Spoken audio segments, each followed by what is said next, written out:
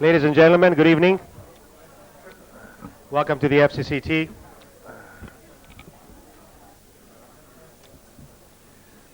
Just before we start the program tonight, I would like to inform you about next week's program. We're going to have a program on the aviation industry in Thailand and Southeast Asia. The head of Thai Airways is going to be one of the panelists, and the head of Asia Air, it's Asia Air, I think, Kun Fernandez, who is the founder of Budget Airlines in Southeast Asia, is going to be the other panelist, along with an aviation analyst.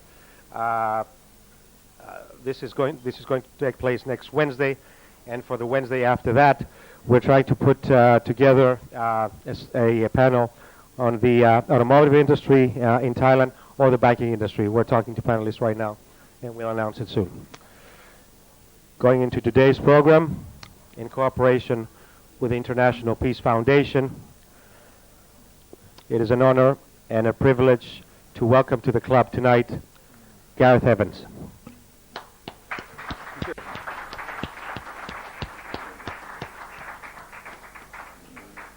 All too sadly, as you all know, mass murder still lurks the world, and the willingness to kill for ethnic, political, or religious reasons remains strong. The only hope for a solution seems to be efforts to diffuse conflict before hatred entrenches, and rapid international intervention in those areas where the problem exists. Gareth Evans was Australia's long-serving and widely admired foreign minister from 1998 to 1996, during which time the country shed much of its earlier international isolation and became increasingly involved with his Asian neighbors. As such, he played a major role in the development of the United Peace Plan for Cambodia. He was instrumental in the founding of the Asia-Pacific Economic Cooperation, APEC, which Thailand hosted last year, and the driving force for the initiation of the Canberra Commission on the Elimination of Nuclear Weapons. He's a member of Parliament since 1978 to 1999, and he had earlier held cabinet posts which included resources and energy, transportation, and communications under 2 Australian prime ministers. Presently, he is the chief executive of the Brussels-based International Crisis Group, which is a multinational NGO seeking to prevent and resolve deadly conflict, and he's also a member of the International Council of the Asia Society, the Council of the Asia-Australia Institute, and co-chairman of the International Commission on Intervention and Sovereignty. He has earned degrees from Melbourne University in politics and philosophy, and in economics from Oxford in the UK. He was named Australian Humanist of the Year in 1990 and awarded the Anzac Peace Prize in 1994. I was told before Mr. Evans came to the club that he actually witnessed the atrocities of war very early on in his life, while he was on the hippie trail to Cambodia. This was one of the turning points, I guess, in his career, which made him to move into politics and play the role that we all know that he has played. So, without any further delay, let's welcome him one more time. Good hand. Thank you very much.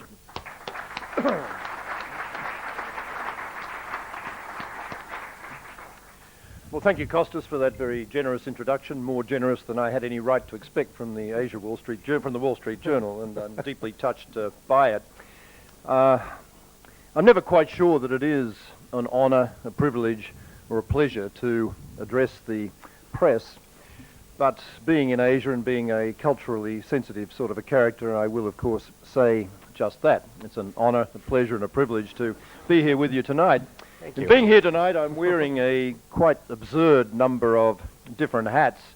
One of them, and the reason I'm immediately in Bangkok, is as a bridge builder or a dialoguer towards a culture of peace, courtesy of the International Peace Foundation, whose chairman, Uwe Morowitz, is here tonight. The second hat I'm wearing is as a recently appointed member of Kofi Annan's high-level panel on the future of the collective security system, whose chairman, of course, is Thailand's own eminent Kunanand Panyarchan.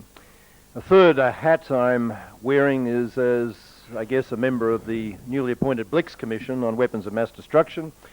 And fourthly, I'm here as President and CEO of the International Crisis Group, whose reports I have the quiet satisfaction of knowing that most of you pillage from time to time without much in the way of acknowledgement. But again, I'm very touched to know that you're reading them and using them, as most of you do. About the only hat that I don't claim to be wearing tonight is as any kind of representative of Australia. I've been in exile from Australia for the last 4 years for reasons you can probably guess at under the present administration, and I decline to take any responsibility for any aspect of current Australian policy.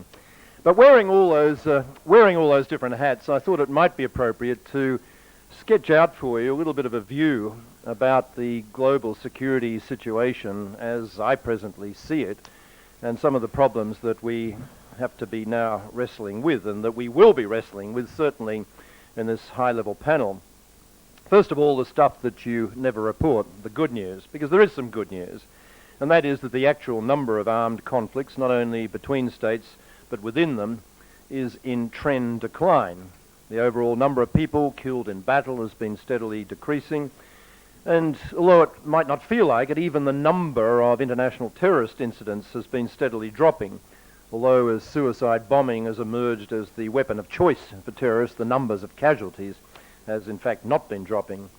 But looking objectively at the total picture, as bad as mass violence and conflict continues to be, it's significantly less bad than it was a decade ago. That's been very much helped by the end of the Cold War, which of course removed a major source of ideological great power conflict, stopped a lot of the resources flowing to proxy conflicts, to authoritarian regimes of both left and right. But we are also handling these situations better than we used to, and it is appropriate every now and again, I think, to stop and say to ourselves that the work that the UN has been doing, the multilateral agencies, many individual countries, and certainly the non-government civil society community, including organisations like my own, has been significant. It has made a difference. We're just much better than we used to be at conflict prevention, conflict management, conflict resolution. So much for the good news. The bad news is that for all the security problems that we've become better at resolving, the ones we have left are very big ones indeed, and there's some very big things still going wrong, both in terms of risks on the ground and in the way in which we as a global community are dealing with them. As far as risks are concerned, there are three generic ones you're all familiar with that are obviously causing justifiable alarm. One is the continued growth and capacity of international terrorist networks.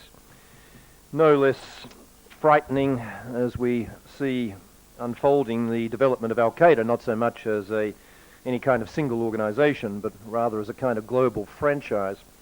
The second concern is the waning effectiveness of the various treaty regimes trying to achieve the non-proliferation of weapons of mass destruction, which really is a very considerable ground for concern, notwithstanding the rather better news that's emerged in recent weeks from Iran, from Libya, perhaps even North Korea. And the third is the continuing existence and emergence right across that arc of instability from West Africa through to East Asia of so many failed and failing and fragile or simply overwhelmed states, which often look nothing very much like the fully fledged sovereign actors on which international law, international relations theory is premised.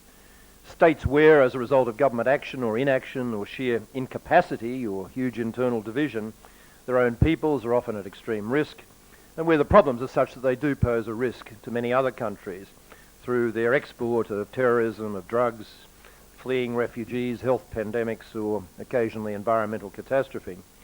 In terms of the way in which the global community is dealing with these sets of problems, there's also some big things going wrong. And I'd characterise them, and this is really what I want to talk about in the next few minutes, is a threefold set of problems. First of all, there's a weakening of confidence in the rules that are supposed to govern the use of force. Secondly, there's little or no consensus about the strategies that are needed. Secondly, there's no great confidence in the institutional capability of the organisations that are supposed to be enforcing such rules as there are. And thirdly, there's, I think, a justifiable lack of confidence in the strategies that are being employed by most of the players on the key players on the international scenes in dealing with the particular categories of threats that I've mentioned.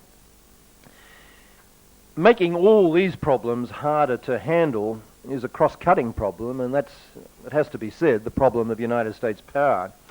The truth of the matter is that the world has never in its history seen a global power balance quite as lopsided as that which exists at the moment.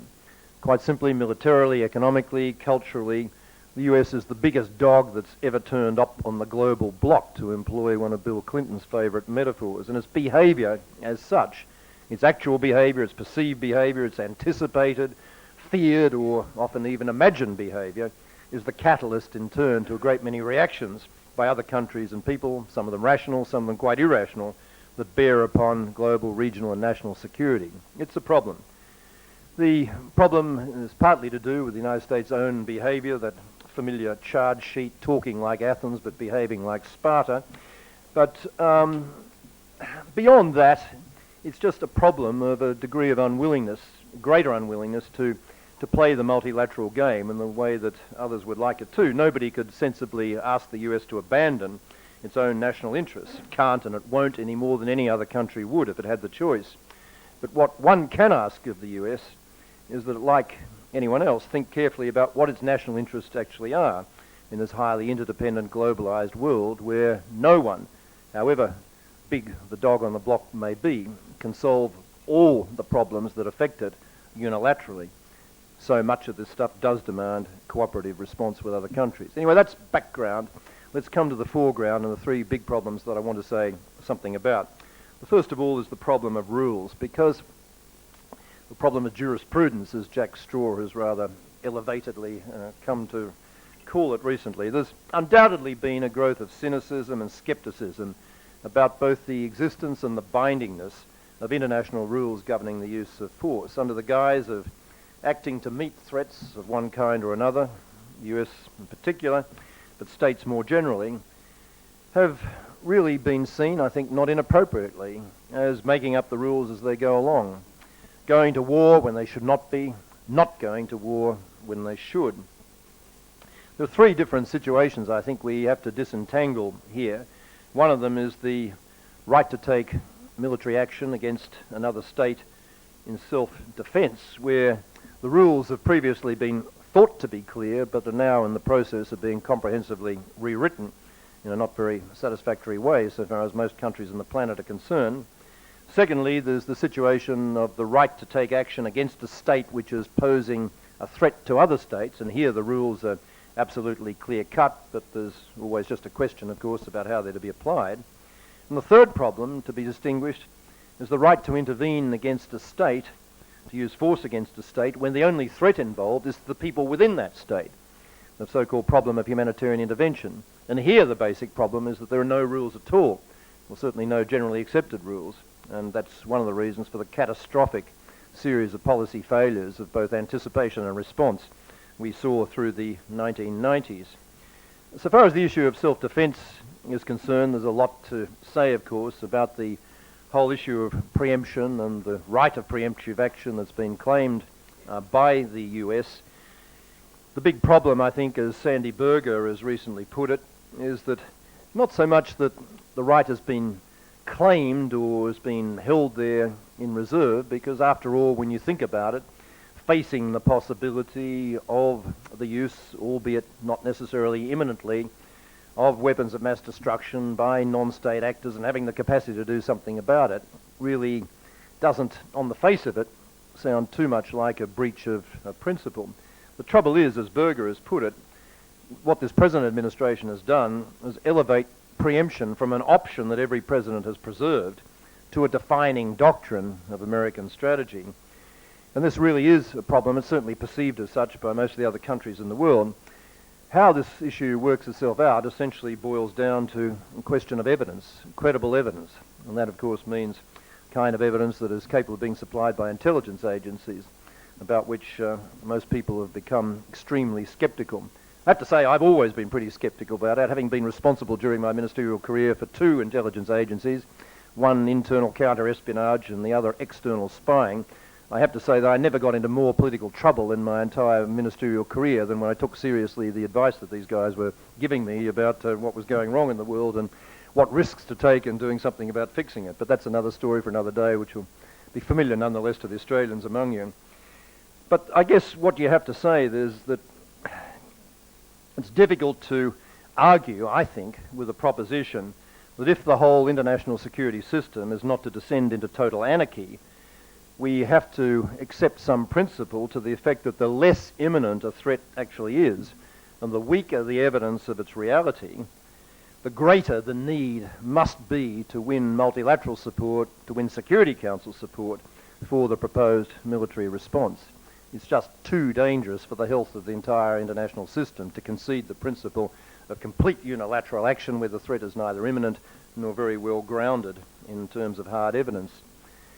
The problem about external threats generally, as I said, is not one of rules. It's really just about the application of rules, and that's really a matter of case-by-case determination. Security Council was quite willing to give its approval to international attack on Iraq in 1991 after the invasion of Kuwait. Was manifestly unwilling to do so because of the threat that was claimed to exist in 2003, but that's a matter of case-by-case argument about the facts, about the politics. It's not an argument about the rules. Where there is an argument about the rules, and continues to be an argument about the rules, is in relation to internal threats, where a population is put at risk, as was the case we saw right through the 90s, through the action or incapacity of the government of the country in question, where the UN Charter is just inexplicit about the capacity to breach the principle of sovereign equality and non-interference of states with each other. There's some references, of course, in the Charter and elsewhere in international law to individual rights, but it's not nearly as strong as the defence of sovereignty in the Charter itself. And in that vacuum, real problems can arise of a kind that the international community made a god-awful mess of dealing with right through that sequence of events in the 90s, from Somalia through the Balkans, culminating in the horror of Srebrenica, situation in Rwanda, catastrophic, lamentable lack of commitment to do anything. And then, of course, the other kind of problem in Kosovo, where there was finally a commitment to do something, but it all happened without the Security Council approval because of the threatened veto of Russia. So there's just basically a continuing mess so far as that issue is concerned, and it hasn't gone away. We're commemorating, if that's the right word, the 10th anniversary of Rwanda in just a few weeks' time. And frankly, no one could be absolutely confident that if another conscience-shocking Rwanda situation were to come along, we'd be any more equipped as an international community or any more committed as an international community to do something about it. All of these different situations about the rules governing the use of force, I think, demand a fundamental rethink. And what I'm in the business of promoting quite assiduously around the place, initially just in the context of humanitarian intervention through a Canadian-sponsored commission that I co-chaired, but really these principles are more generally applicable. What I'm in the business of promoting is the notion that we ought to accept, if not as formal amendments to the Charter, that's a long, long way away, or not as formal treaty, that's a long, long way away, but at least as informal guidelines, we ought to accept a series of criteria as governing the use of force in all these various situations. And in short, there's 6 of them. I won't go through it, getting too long-winded already. But the first criterion is just cause, that the harm being experienced is really of a sufficient degree of gravity to justify the use of military force, which is never something which should be undertaken lightly in even the most supremely well-justified situation. Secondly, is there a right intention? Is the primary purpose of the use of military force to deal with the threatened harm in question? Is that the primary motive? Whatever other motives there may in fact be as well, and may be necessarily deployed to bring along a domestic constituency. There's the criterion of last resort. Has every non-military option been explored, at least conceptually, to determine the unreasonableness of relying on less than military force? There's the principle, fourthly, of proportionality. Is the scale, the duration, the intensity of the planned military action the minimum necessary to relieve the harm in question? Fifthly, there's the criterion of reasonable prospects or balance of consequences. Is there a reasonable chance that the military action will be successful in meeting the objective in question, dealing with the threat, without the consequences of the action being actually worse than the consequences of not taking any action at all? Very interesting question to ask in the context, for example, of Iraq. And finally, and just finally, there's the question of lawful authority, right authority. Is the military action lawful under international law? Has it got the approval of the Security Council? There are no easy ways of applying those criteria in a push-button fashion so that you get an instantly agreed answer to any given problem you feed into the machine. But they are questions that I believe should be asked, must be asked, before any country ever goes to war. The second set of problems I'll be much brisker about, the problem of institutions. The effectiveness of the international system clearly depends not just on the rules but the way they're applied, and no one can be particularly confident about the security architecture that now exists, from the UN itself to NATO, really all of which was founded to cope with the exigencies of either the Cold War or the experience of the last century, states waging aggressive war against each other. It wasn't very well geared up to deal with the problems of terrorism, WMD, failed states, internal catastrophe of the kind we are constantly experiencing. Much to be said, of course, about the question of the Security Council's current representative or non-representative stature and probable impossibility of doing anything about that and the implications of that for the long-term credibility of the institution. Much more to be said about the effectiveness of other institutional capacity around the place, the effectiveness of regional organisations, which are proving, I'm afraid, rather lamentably inadequate to the task in many parts of the world, not least here in Asia, notwithstanding the hopes of me and many people, I think, to the contrary, when we established some of that architecture, ARF and so on, over a decade ago. Many points to be made about that. And finally, there's the problem of strategies, where we frankly are just not doing very well in terms of the necessary combinations of policies to deal with these big issues of terrorism, of WMD, of failed states. In the context of terrorism, in a nutshell, I think the issue is that the problem is essentially seen as one being best dealt with by a combination of military action and criminal justice action, good detection, good enforcement. But there's an insufficient appreciation, even now, of the extent to which you must move beyond that and must, if you're to deal effectively as an international community with the problem of terrorism, you've got to deal with the underlying root causes, which are overwhelmingly based in political grievance. You've got to deal effectively with the Israeli-Palestinian situation. You've got to deal with the contribution to grievance fueling that's now been made by Iraq. You've got to deal with it intelligently, because only by dealing with those issues intelligently will you create the capacity and the will in the governments on whose support you depend to basically do the enforcement action.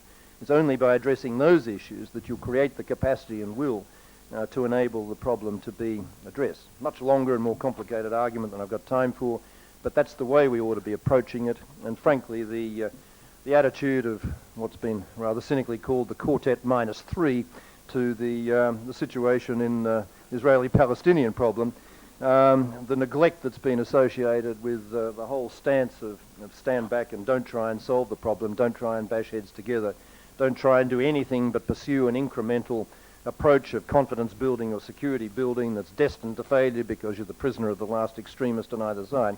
I think it's been a lamentable abdication of responsibility by countries in question.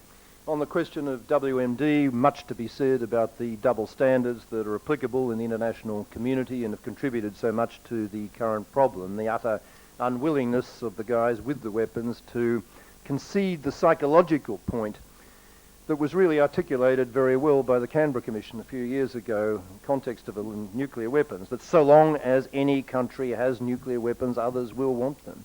It's a matter of testosterone, if nothing else, even if it's not a matter of rational strategic calculation. And you've got to be prepared to understand and accept that and not play the double standard game, either in your retention of weapons or in demanding enforcement action that you're not prepared to apply to yourself. Question of failing, fragile, overwhelmed states. Many policy responses are necessary if you're going to deal with that in a preemptive fashion before conflict has arisen. Many more intelligent policies are needed to deal with it in a post-conflict situation. If there's any single lesson we imbibed through the whole long debate on conflict prevention through the 90s, through the experience of every peacekeeping operation and the experience of every post-conflict operation, it was the need to address effectively together not only immediate security needs, but economic and social needs, governance, participation needs, justice, reconciliation needs. And in these circumstances, it almost beggars imagination that so little was done to prepare adequately for the post-war rebuilding task in Iraq, and that the commitment to Afghanistan's reconstruction remains so incomplete, so fragile. So just to wrap up, the world as we now look out upon it is a decidedly uncomfortable place. The security challenges that are facing policymakers are as difficult and as complex as they've ever been. At the same time, they're rather disconcertingly different to the stuff that's in the textbooks, because the kinds of problems mainly related to the problem or the fear of states waging aggressive war, the kinds of problems that generations of international policymakers cut their teeth on, no longer have that resonance and relevance. My own view about all of this is that the only productive way forward is, in wrestling with these security problems, is a cooperative approach by every player from the biggest to the smallest, because no individual sovereign country, however big, can single-handedly solve the kinds of problems that we're now dealing with. Not everyone, least of all Costas, I suppose, likes the idea of quoting Bill Clinton as a messenger in these circumstances. But I recently heard Clinton deliver a very powerful message that I think deserves to be retailed, because I've never heard him say it elsewhere, or I've never seen it written down. But the United States, he said, has a real choice about how to exercise its present enormous and unrivaled power. We can use that power, said Clinton, to try to remain top dog on the global block, more or less in perpetuity, certainly for as long as we possibly can. We can devote all our power, all our energy to pursuing that objective. Or he said there's an alternative, and that's to use that power, that unquestioned power we now have, to create a world in which we'd be comfortable living, and that time will come when we're no longer top dog on the block.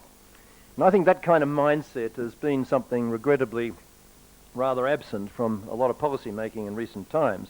But there's not much doubt about which approach the rest of the world would prefer, nor, I believe, is there much doubt about what would most benefit the United States' own longer-term interests. But that's something we can no doubt debate, and we'll proceed to do so. So, over to you. Thank you, Gareth.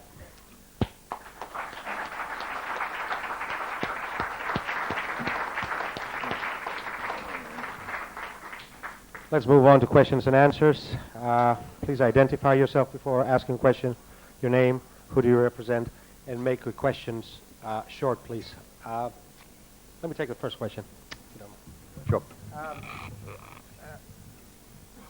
Apart from the other hats that you've been wearing, you've also been wearing the hat of a politician for a long, long time. So my question is this.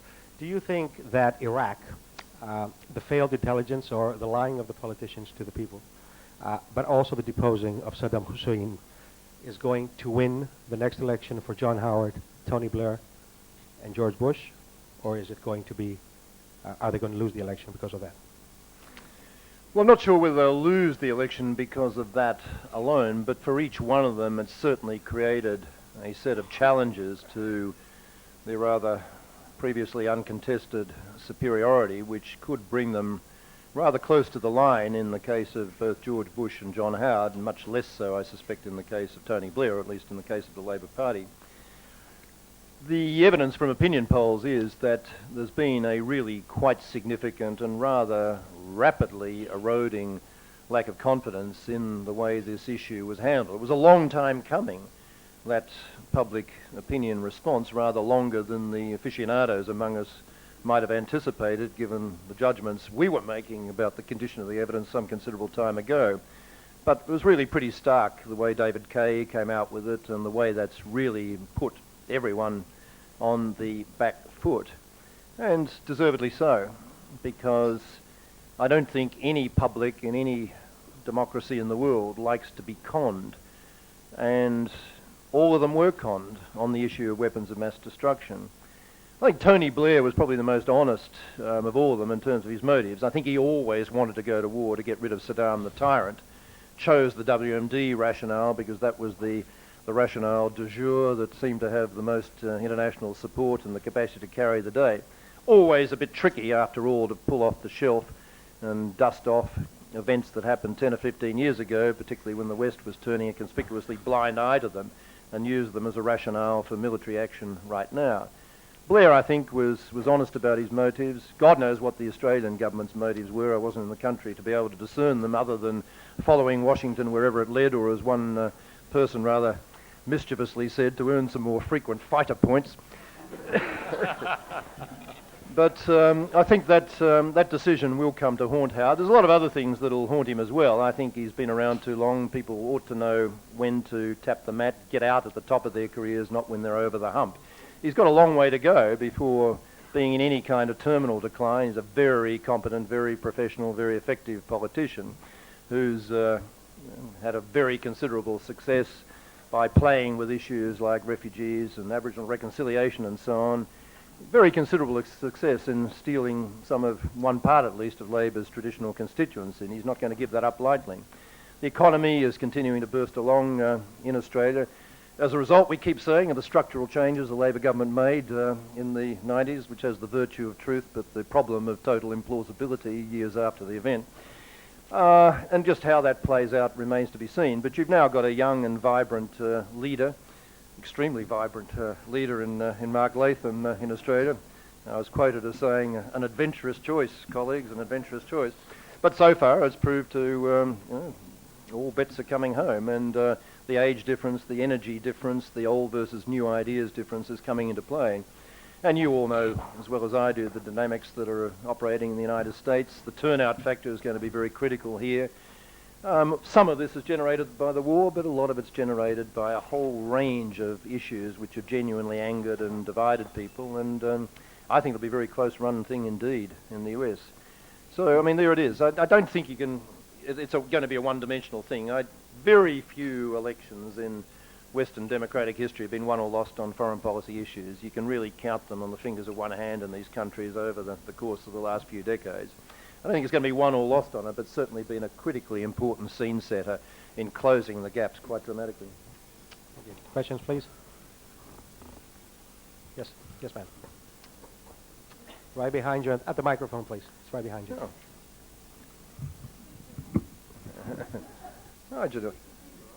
No, you better go to the mic, because I can hear you, others may not. All right. Janelle Saffin, my question is predictably to do with Burma.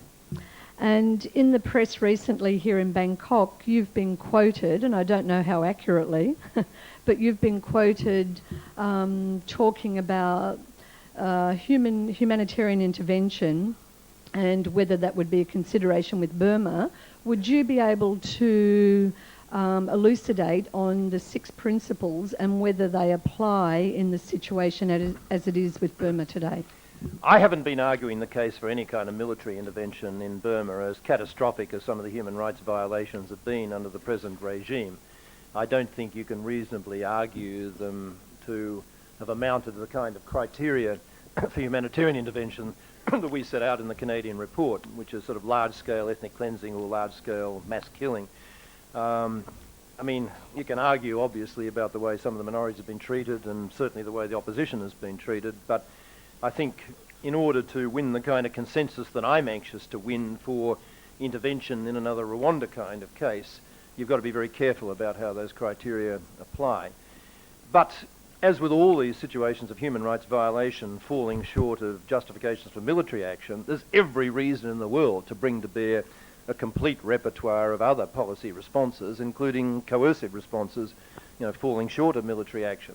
The difficulty about Burma and Myanmar, as we all know, is that the most familiar coercive response falling short of military action, i.e. sanctions, has been conspicuously ineffective and likely to remain so. It's been effective in losing quite a few more jobs for Burmese garment workers, but it doesn't seem to have in any way impacted upon the military, nor was it credibly likely to, even though it made a lot of policymakers feel better in Europe and the United States, because everybody likes to be seen to be doing something and everybody hated and continues to hate what's going on in there. But so long as that sort of strategy is not supported by the ASEAN neighbours, not supported by China in particular, not supported by India, it's destined to complete fruitlessness, complete emptiness. The kind of pressure that I'd like to see imposed on Myanmar is really by ASEAN in particular. The best chance of all for applying pressure, because it was something the generals really wanted, was membership of ASEAN a few years ago. When that was blown, it left very little left in the repertoire. But there is something in the repertoire now, and that's the chairmanship of ASEAN in 2006. And I don't think any of us can understate the extent to which a pariah state, and it's no less than that, being the chairman of ASEAN is going to count to ASEAN's disadvantage in 2006 if nothing is done between now and then to improve the situation on the ground. There is some small prospect, I suppose, that there may be movement in train. The Bangkok process, so-called, has had an influence of a kind. The National Convention has been promised to start up again this year. Well, I'd like to know when it's going to finish, not when it's going to start. We've been there, done that. We haven't had any commitment to get Suu Kyi out of house arrest as an active, performing, participating member of that convention. We haven't had any commitment to any democratic election, or quasi-democratic election even, flowing from it. What there has been is, of course, there's been further movement on the border minorities front, the Karen ceasefire, informal ceasefire, with quite a bit of help from Thailand, it must be acknowledged. And although some people have mixed feelings about that whole strategy of ceasefires, if you can at least get the military comfortable that it doesn't have a potentially state-fragmenting threat on its hands, that the minorities are content to operate some kind of modus vivendi, then there is a chance that the military will be more relaxed, I think, about entering into the total settlement that is necessary, which must involve not only the NLD, the democracy movement, the Burmans themselves, but must involve the minority groups as well. So there's some small ground for hope about this, but frankly, it's a very difficult situation. But I don't think it's a situation that's in any way likely to be improved by talking about military action or something of that kind. That's just not a realistic option. Any kind of assessment of the balance of consequences, given the strength that the military has, given the kind of carnage that's likely to result, given the difficulty of holding together any kind of international constituency on this to support such action, I think it's totally counterproductive even to talk about it, and I certainly haven't. But I'm certainly in the business, as you've been, Janelle, personally, I know for many years, certainly in the business of trying to find effective ways forward, which are not just feel-good ways forward, but genuinely effective. And there's a huge amount I think can be done. I mean, we all hate to even think about using that awful word engagement, because it was used in such an abominable fashion by the supporters of apartheid for so long in the 60s, where many of us cut our teeth.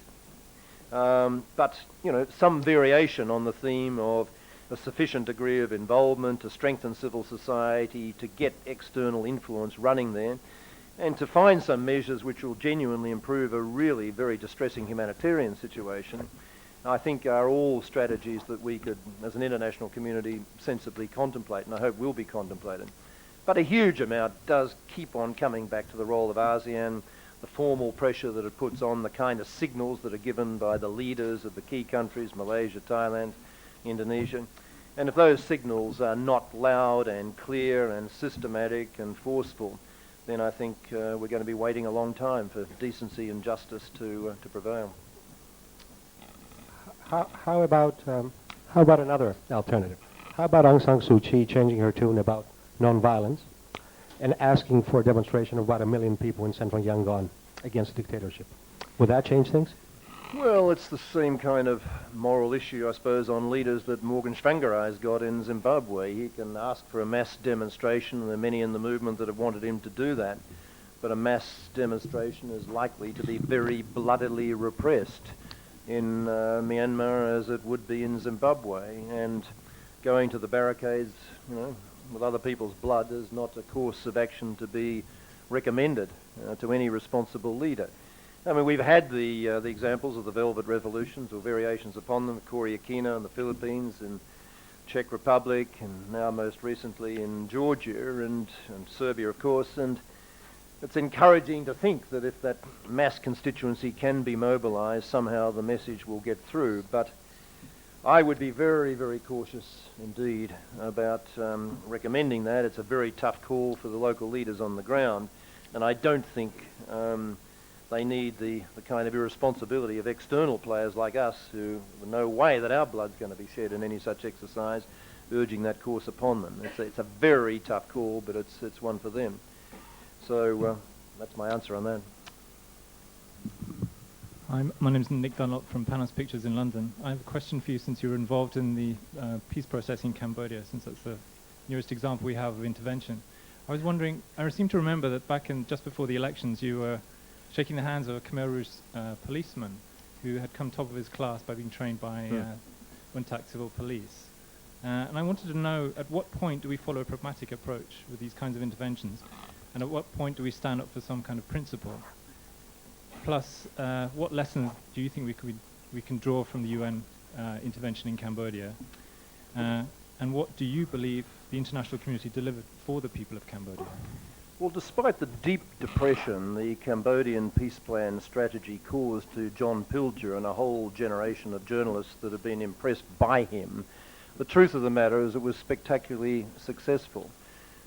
It wasn't particularly successful in producing democracy and fully fledged human rights protection, but it sure as hell was successful in ensuring the withering on the vine of the Khmer Rouge as a capable player in the Cambodian scene and as capable of sustaining a civil war. The reason it was successful strategy, because the whole strategy was built around giving China a face-saving vehicle for withdrawing its physical and financial support for the Khmer Rouge, which was keeping the civil war going and keeping them going as a viable threat to the Cambodian entity, polity.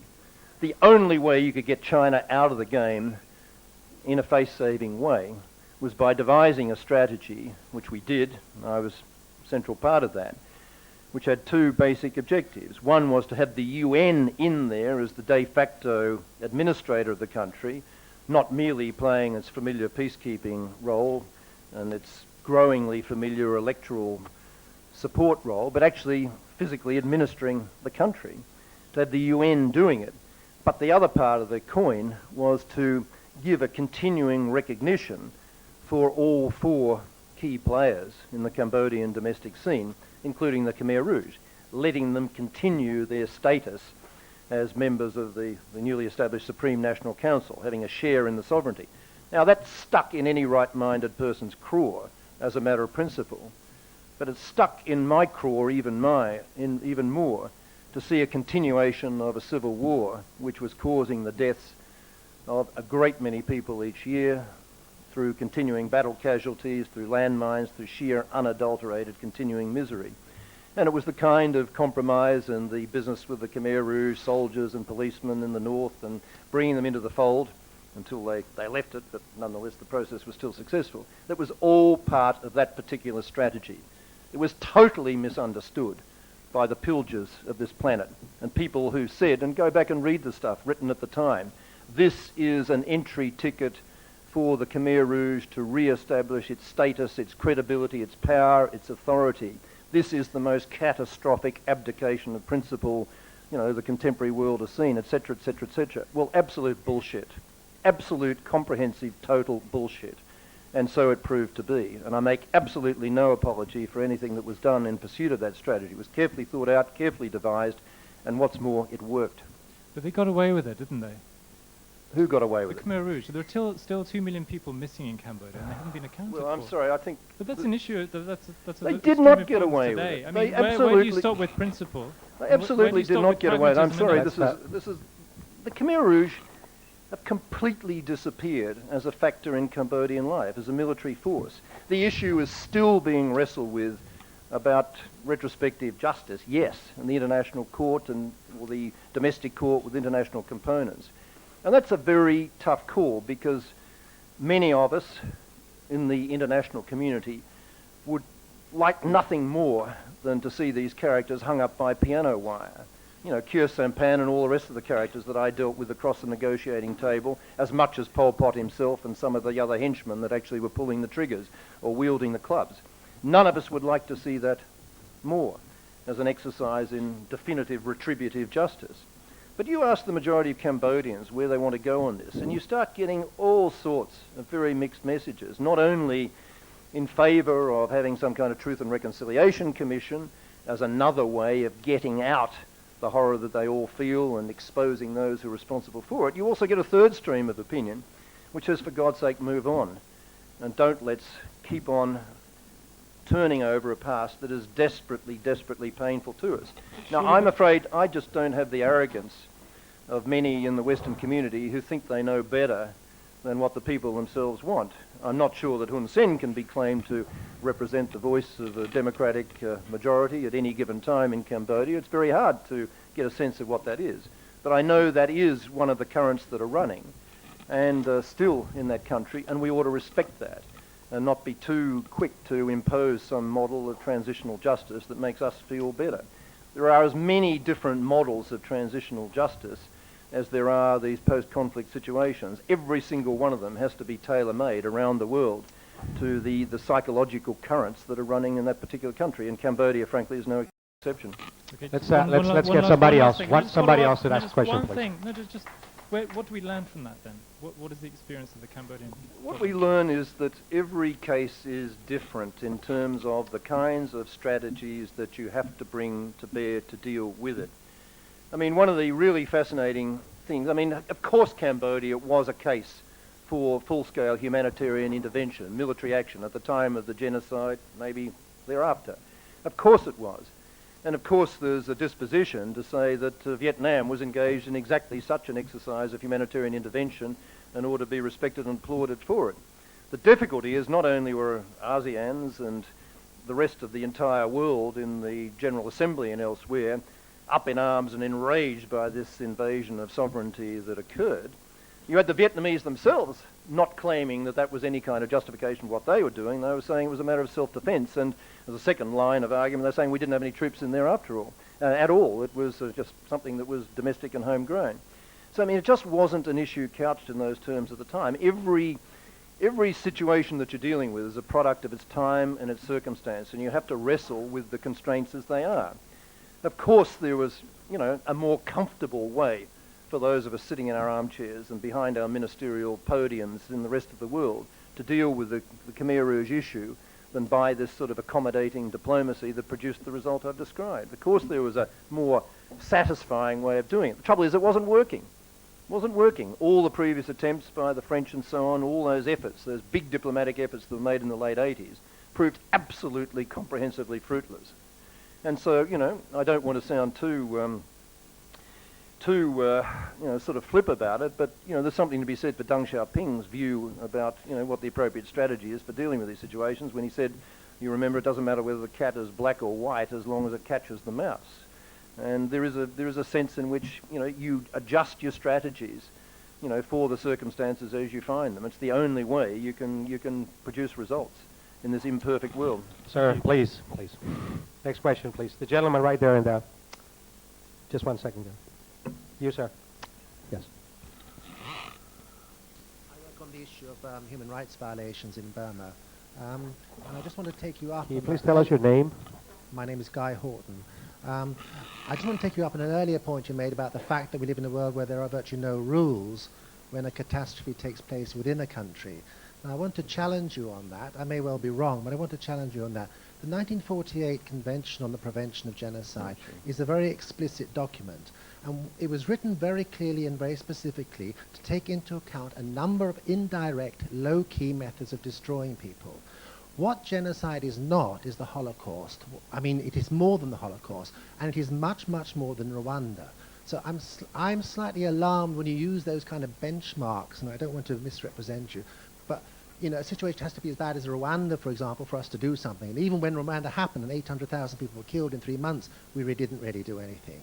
So I want to challenge you that there is a rule book for us. 120 nations have signed this genocide convention. The International Court of Justice has ruled twice, formally and clearly, that its principles are binding on all nations in the earth. What is your question, sir? Yeah, And I understand the point I want to make is that there is a system of rules for the international community. It's spelt out clearly in clear language in the Genocide Convention. And under Article 9, it also refers to a way in which the international community can respond legally and appropriately to a situation that might occur.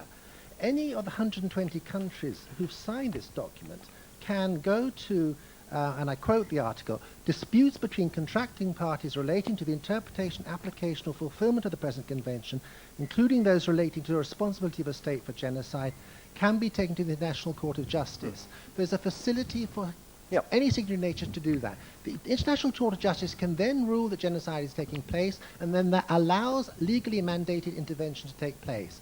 What's happened is that you have not used, I don't think, the instruments that you have available to you. And I think that's the real problem. We have rules, they're there, and they are enforceable. We just haven't done it. Well, I'm very familiar with the terms of the Genocide Convention, and of course it does create an obligation on those 120 signatories to it, not on those countries that have not been signatories to it, and therein lies one part of the problem about devoting too much reliance on it. The other problem, of course, is that as wide-ranging potentially as those definitions are, they're not necessarily wide-ranging enough to cover some of the situations involving ethnic cleansing falling short of killing and so on by various strategies, particularly in the early stages of them when you have an anticipated problem but not an evidential reality. It's in some circumstances there's a problem about the Genocide Convention not reaching far enough and being insufficient for the purpose of intervention in question. The other basic problem, however, about the Genocide Convention, and we saw this really starkly in Rwanda, is that because the convention does have obligations associated with it, because it has must words, not just hortatory words, but must words, countries are hugely reluctant to drag themselves into a situation of acknowledging that there's a genocide, even when the most graphic evidence is confronting them. And this was the huge problem in 1994 in Rwanda, when as all the evidence emerged and lots of people were using the G word, the US and lots of other countries just wouldn't, and it took them ages to do it. My organisation is not unwilling to use the G word. I mean, I've used it very recently in the context of the Ituri massacres in the northeast Congo between the Hema and the Lendu. And I've stalked around the corridors of the United Nations and worked with Marino Ocampo of the ICC to try and start generating some early response on that, which bore fruit in the European intervention at an early stage, before anybody was taking much notice of going on. But that was a very serious early stage exercise of that kind. So I think, the point is well made, but it's not a complete answer. And you just are dealing with an imperfect universe in which countries are not willing to meet their obligations. The best way of ensuring that they do is, I think, by creating some broad international consensus along the lines of this concept of the responsibility to protect that we've developed, some broad consensus about these kind of guidelines that we're talking about, and hoping by that means that when the next one of these conscience-shocking cases comes along, as it's bound to, there'll be a political momentum for it, not just the kind of legal momentum that you refer to, which is always going to generate reluctance from states. And even when you do get your judgment at the end of the day from the International Court, where's the international policeman to enforce it? You're back dependent on the Security Council and the same old political matrix of issues and dynamics that I would frankly prefer to deal with head on. Joe Cochran, News... Me? No? Okay. Yes, yeah, Joe Cochran, Newsweek magazine. I'd like to turn our attention to southern Thailand, where we've had an upsurge of violence lately, half of which has been overshadowed by bird flu. What's your view on the situation there? Is this more of the same that we've had during the past 2 decades? Is there a new force at work, perhaps foreign Islamic extremists? Or is this just a power play between the Thai army and police? And what's your opinion on the Thai government's Get Tough response? Is it working, or is it further alienating the Islamic population? Thank you.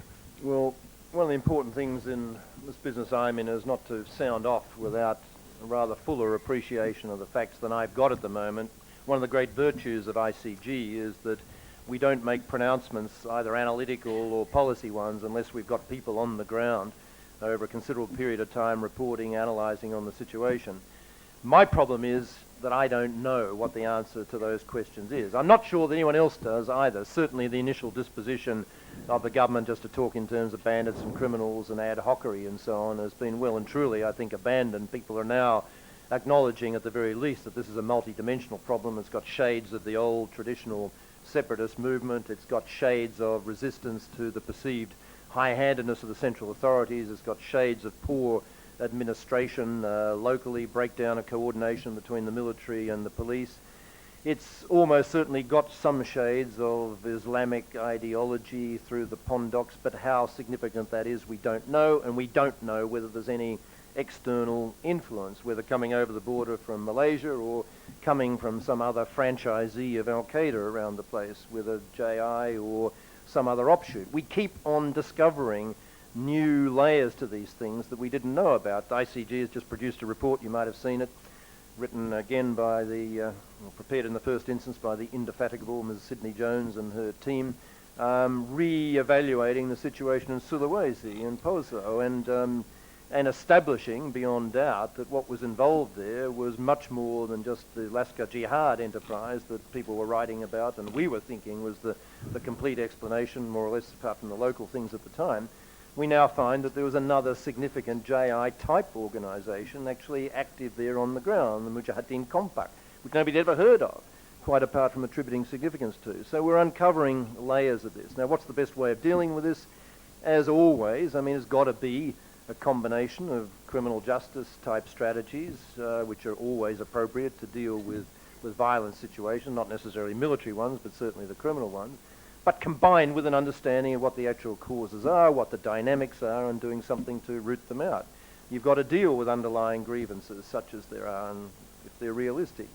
And you've got to deal with some of the transmission mechanisms which convert or channel those grievances into violent action and ultimately, as we've seen in other places, suicidal action, which is a pretty un-Islamic kind of a thing to do, but with the right kind of clerical ideology being pushed down impressionable people's throats, it can happen. You've got to understand that that's occurring, if it is indeed occurring, and find ways to deal with it, maybe some rather tough ways. So it's really, it's potentially, and I don't know what the scale of the problem is. I'm not in a position to judge, and I'm not going to second guess anybody here at the moment, but I'm sure as hell interested in finding out, as you are and many people are, because it's potentially, obviously, particularly if there is external involvement in this, it's got the potential to be a really very serious problem for Thailand and maybe broader afield. So that's the best I can offer, I'm afraid, at this stage. That's based on conversations I've had with many senior officials in recent days. But it's not based on any field-based analysis, independent assessment of what's actually going on. And I certainly wouldn't be venturous enough or stupid enough to make such an assessment without having much more confidence about my sources than I have at the moment. Jamie? James Pringle. I've currently been writing about Indochina for the International Herald Tribune, but I fairly recently finished a 4-year assignment for the Times in the People's Republic of China, and unlike the conventional wisdom, I feel that the People's Republic of China is virtually a pack of cards. When it goes, it will go overnight, like the Soviet Union, but we're talking here about 1.3 million people. It's liable to be much more chaotic. In your new role, Gareth, as kind of King Solomon, dispensing wisdom to us all around the world, is your international crisis group focused on China and what may happen there in the future? Thank you. Well, I think even King Solomon would have a bit of competition from Jay Pringle when it comes to Solomonic pronouncements on these matters. We haven't got our feet on the ground to the extent that I would like in the PRC. We've been doing some work on the Taiwan Strait issue. We've been in and out of Beijing as we've been in and out of Taipei, and we've got another report coming out on that whole issue in the near future. But in terms of the internal dynamics that are operating within China, I frankly, I'm not aware of anything from my own experience or the analysis I've seen, which would give great weight to what you're saying, the inherent strength of the economy, and albeit highly fragmented as it is, or highly divided as it is between the coast and the inland and multiple other divisions of that kind, the inherent strength of the place and the whole culture of the place, which is much more inherently nationalistic and committed to a notion of China, much more so than you could ever find in the former Soviet Union, which was always a thing of its parts.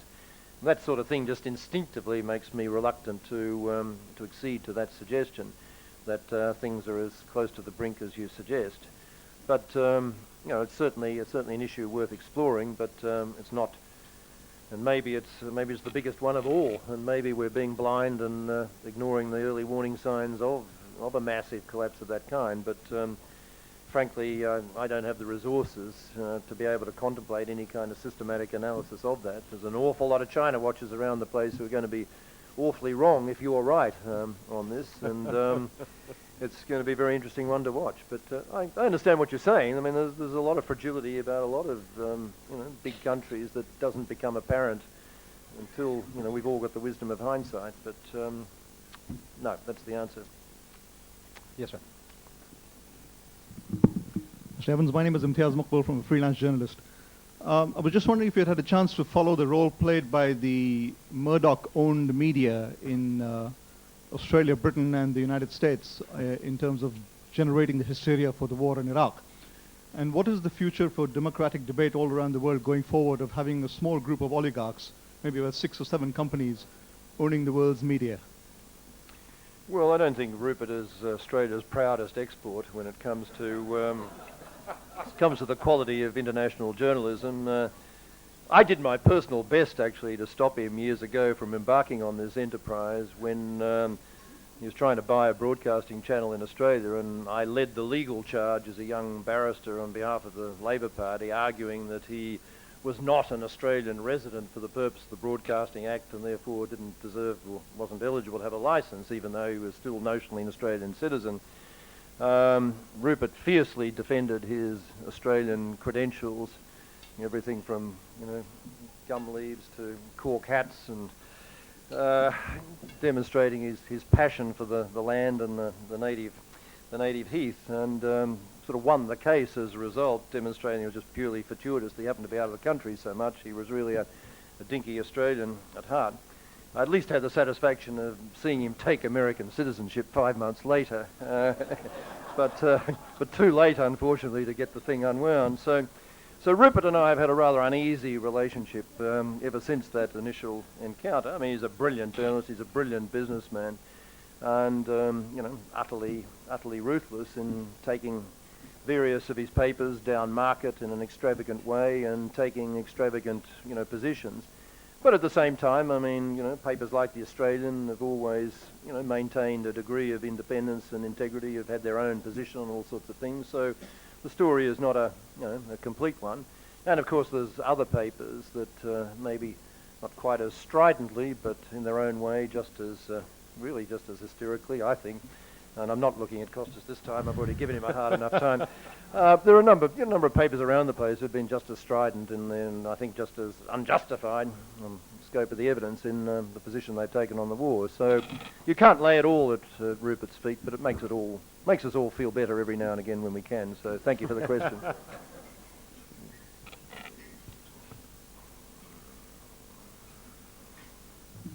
I'm Heather Grady. I'm the Regional Director of Oxfam Great Britain.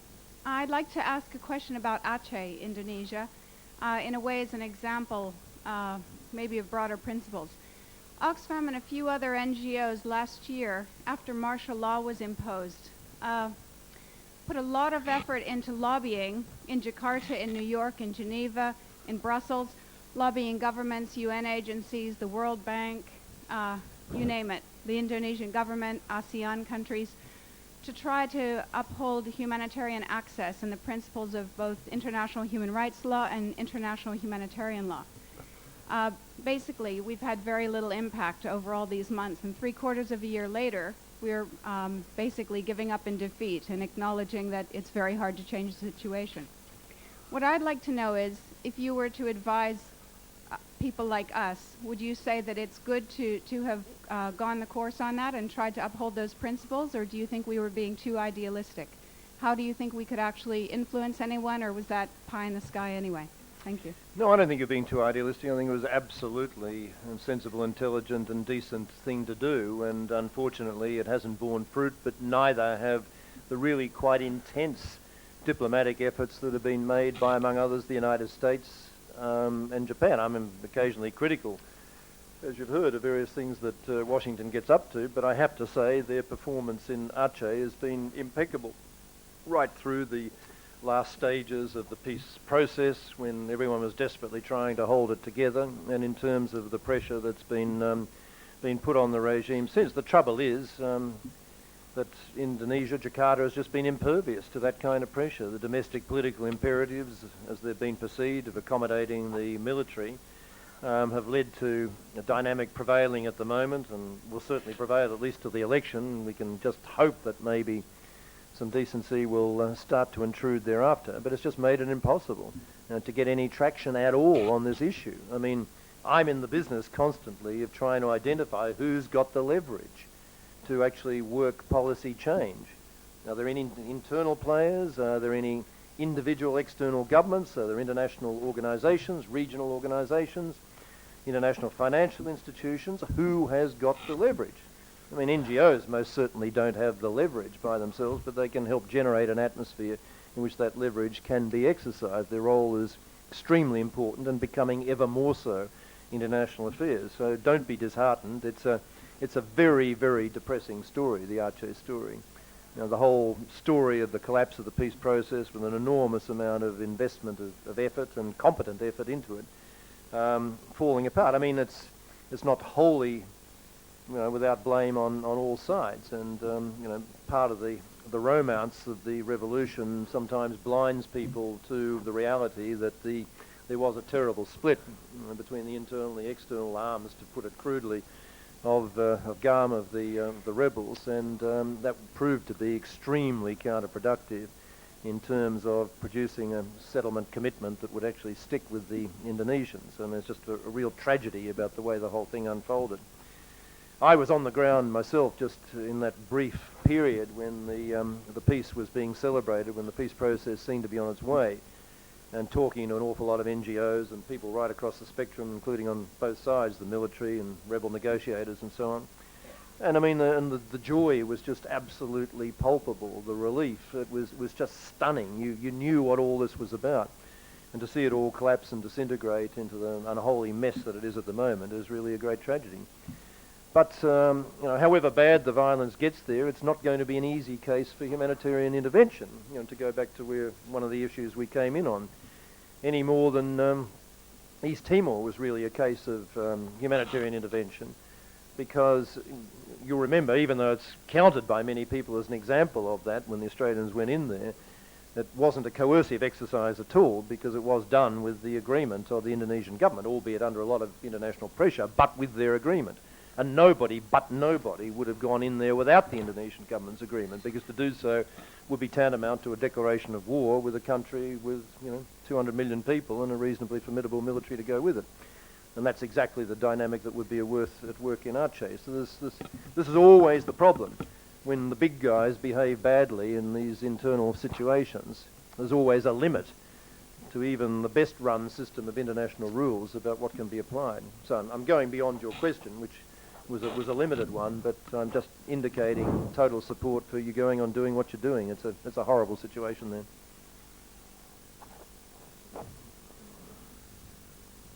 My name is Max Iacono. I just saw the other day a short piece on BBC, or maybe it was CNN, of Mr. Suharto being visited by Mr. Mahathir Mohamad.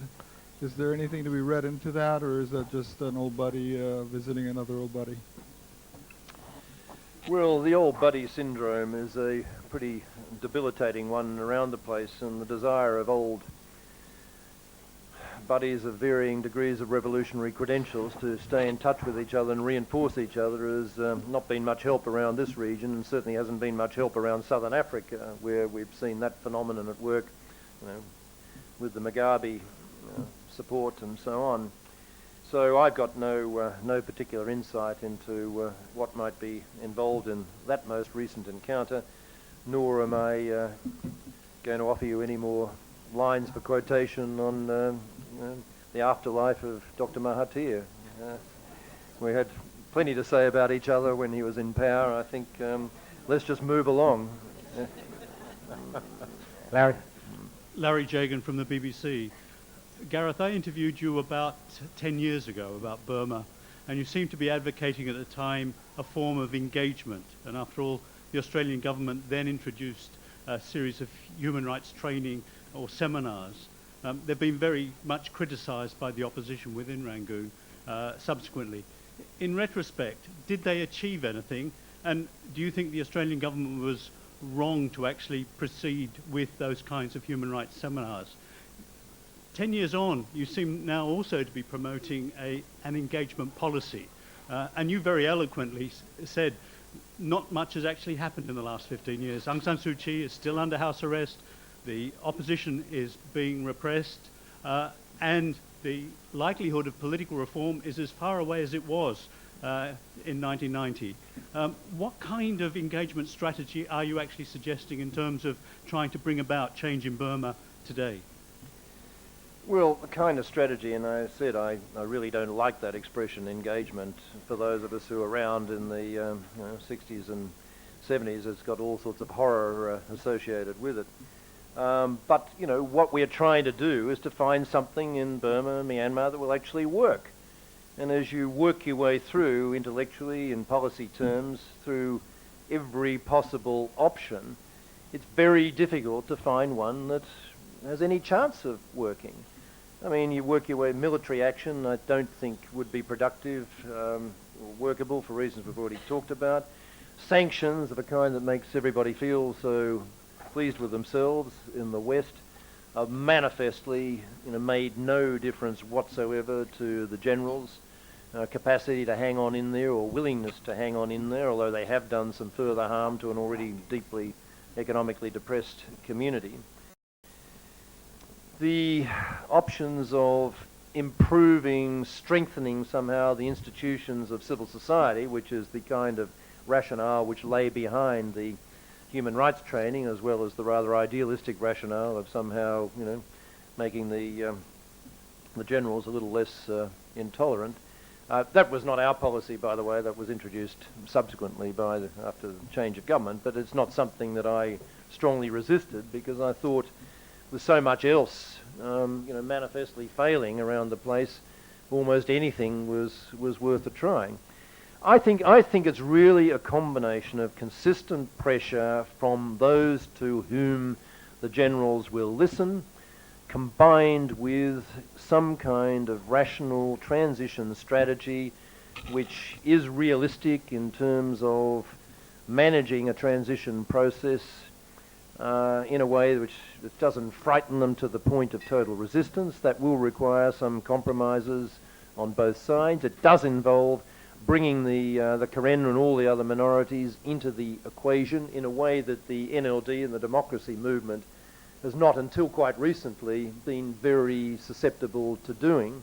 And I think that's one of the new factors in the equation, the way in which the minority groups are sort of coming together as a united political force. And that's one of the few things that gives us some hope and encouragement. And if they can develop a better working relationship with the Burmans, with the NLD, and create some confidence at the same time in the military that there'll still be a place in the sun for the military somehow, then we might just conceivably get there. But all of this has got to be combined with some kind of real political pressure on these guys, not just winks, not just nods.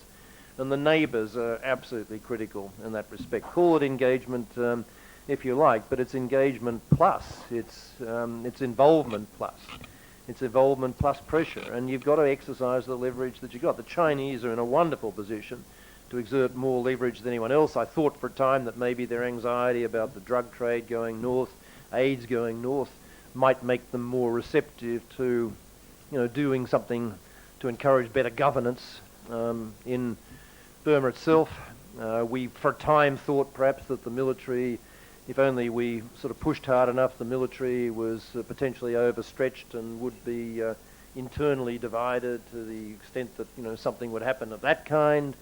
Thus part of the rationale for keeping the pressure on the military in the outer areas, which is still part of the thinking of some strategists here. But the truth of the matter is the goddamn military is extremely strong, showing absolutely no signs of imploding, and still insufficient signs of internal differences of opinion within it to hang on to. So, I don't know. I really don't know. I'm sort of emoting here without being, terribly analytical or prescriptive. But I think everybody is. But the important thing is to try and find some constructive way forward. I mean, it's the condition of civil society of any kind of opposition dissent is lamentable within Burma at the moment. There's nothing like any of that which existed in Central and Eastern Europe before the collapse of those various societies. There's nothing like the strength of civil society that's always existed even in a society as messy as the Philippines, and which was an underpinning to the people power movement of Aquino and so on back then. It's just nothing. It's a vacuum. The place is screwed down so tight. And so anything that opens it up, levers it open a bit, gets some external influence presence in there, at the same time perhaps does something more to relieve the humanitarian situation, even though that worries a lot of people, even external aid going in there. I mean, I think some combination of strategies of this kind is really very important. But, pressure plus openings, plus some kind of strategy for a transition which is not too scary but nonetheless involves genuine movement. A combination of those three things, I think, is ultimately what we've all got to be working on. But if you've got any better answers, for God's sake, let me know. For God's sake, let me know 10 years ago. I wish you had. Let me know 5 years ago. Let me know now. It would be helpful. But nobody has. I mean, everybody is lamenting and wailing and gnashing or criticising, but we're not getting very far, any of us, are we? And I'd love some more ideas on that subject. Maybe a quid pro quo for pinching so many of our ideas and so much that you're right. So just give me some privately. Let's move to the big dog in the block. What will it take to tame the United States? Will it take throwing George W. Bush out of office and putting there John Kerry? Will that be enough, or will it take something more? Because the liberals' voice, right, and the peace activist voice, as far as the United States was concerned, is Bill Clinton. And I mean, he took the war to Yugoslavia without a Security Council resolution, and he actually failed despite his intense efforts in the Middle East, especially in the last days of the administration. He just failed. So what will it take to get this different attitude from the United States? Above all, I think it's just a matter of better appreciating what national self-interest actually involves, and recognising that in this interdependent globalised universe of ours, there are, as I've said in passing before, just so many problems, terror preeminent among them, drug trading, all the rest of them, which can only be solved through effective cooperative action and very often multilateral action through multilateral institutions. You just can't do it. It's not a matter of good charitable works. It is a matter of doing the right thing by United States citizens, by United States voters in relation to matters that are of concern to people within the United States. As Jack Lang, the Premier of New South Wales, very unlamented by most people, he was a kind of Australian Huey Long, once famously said, and often quoted by Paul Keating, "In any horse race, son, always back the horse called self-interest. It'll be the only one trying." And in international affairs, I mean, this is realpolitik, dear to the heart of Dow Jones, dear to the heart of all sorts of people around the place. But it's true. I mean, national interest demands a broader, multilateral, cooperative approach to public problem solving than has been part of the basic repertoire of this administration. It doesn't necessarily require a change of administration. It just requires a change of thinking and rethinking of these issues on the part of the guys that are there. I mean, look at the way the UN in Iraq issue has been handled, the way that's ebbed and flowed. Most recently, of course, with the US going back to the UN, not quite tail between its legs, but saying, guys, we now understand that really you are the ones, didn't put it in quite these terms, but this is what it amounted to, you're the ones that have got the credibility with the locals and certainly with the wider international community to manage this political transition process, to be seen to be advising and involved in it. For God's sake, can you help us out of this mess that we're in? And this will be a recurring response, a recognition every now and again that you do just need, you can't do this stuff by yourself. So, Bill Clinton's tenure as a foreign policy president was not always totally glorious. I think he was getting his act together very much and beginning to get it very much towards the end of his tenure, and I think the efforts with the Middle East peace process were very heroic and exactly what was required. And had he stayed around in office, maybe even just another 3 or 4 months to continue and to conclude that Taba process, I think we might have all got there.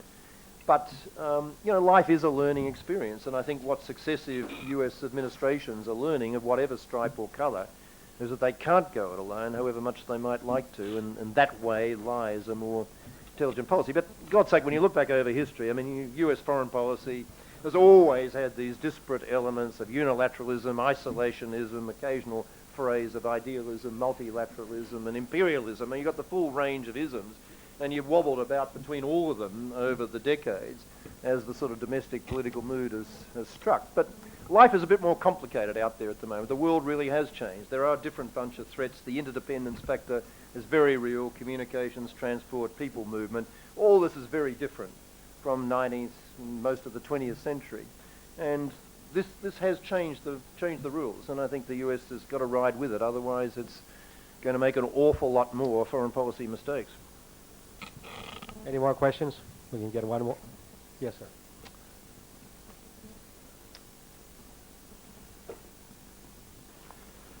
We can get a couple of more questions, and then we'll round it up. My name's Adam Townsend. The other day, Stephen Everts from the Centre for European Reform wrote in the FC that we needed a sort of Gulf Security Council, some sort of, he called it a slimmed-down version of the OSCE. And I wondered if you thought that idea had any merit, and what the ICG line on Iran was. Thanks. Well, I've thought for years that variations of the OSCE model, at least as a transitional stage, do have some legs. I wrote an article once upon a time that what Asia needed was an Asian OSCE, an OSCA in fact, and that bore fruit, not so long later in the ASEAN Regional Forum, and it gave Jim Baker hysterics at the time, I remember, when he was in a deeply bilateralist mode and before he'd begun himself to learn the virtues of a multilateral approach to some of these things. But it is a way forward. I mean, to create a dialogue forum in which some kind of, particularly given, the repertoire of the OSCE and things like the, not that it's applicable in a Gulf context, but the High Commission for National Minorities and some of the conflict prevention stuff and the whole sort of Helsinki basket kind of approach. And, the contribution that such a body could make, not just to formal security, but some of the informal undercurrents and developing new strategies. I mean, I think it's got some legs. I haven't read the Everts piece, I have to say. I missed it on the road, but I'm always sympathetic to that kind of regional model emerging. What's been a problem in Asia is that we haven't moved beyond the OSCE model into more formal and far-ranging security arrangements. The ARF is not even now, 10 years, nearly 15 years after its foundation, it hasn't moved beyond just generalised discussion of confidence-building measures and so on into serious conflict prevention strategies, let alone crisis management. I think you do have to move forward, but it's a useful way station. In terms of Iran, ICG's been doing some work on the nuclear issue there, and we were very much in favour of the diplomatic resolution of that, if it has proved to be a resolution, and the proof will be in the pudding and how the enrichment issue plays out. But in terms of the whole domestic political situation in Iran, it's really a nightmare to try and read that, because you've got obviously a complete standoff between the clerics with the power and the economic muscle, which is often underappreciated on the one hand, the elected government, which clearly commands community support but has been impotent in all sorts of obvious ways. The other, and you've got a community which is deeply in favour of reform, of change, of modernisation, but is clearly not in any kind of pre-revolutionary mode and deeply, deeply unwilling, to go to the streets in pursuit of this. So you're going to have, zilch turnout, you're going to have a complete disaffection, and it's very difficult to see the way forward on this one in Iran.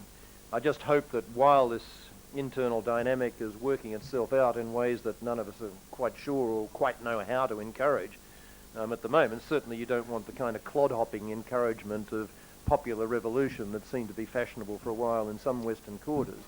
But how else you move forward is really very tricky. But certainly, absolutely maximum pressure should be put on the Iranians and continue to be put on by the Europeans. They've been very good in this respect to make them actually deliver on that nuclear front and to actually deliver on opting out of the enrichment process and seeing it multilateralized or in some other way dealt with, because that's been a very unhappy development. And if you get the Iranians started down the proliferation track, I mean, God knows where that's going to go in terms of the ricochet effects around the Gulf with the Egyptians, the Saudis and so on, and it just all adds fuel to that movement globally. So it's very important to contain that. But it's a containment exercise. It's not anything more dramatic, I think. But it's a very hard one to read, Iran. And again, if anyone's got any bright ideas, don't hesitate to share them with us. Following the theory about China coming down as a house of cards, I think we owe Jim Pringle the last question. Round it up. Go ahead, Jim.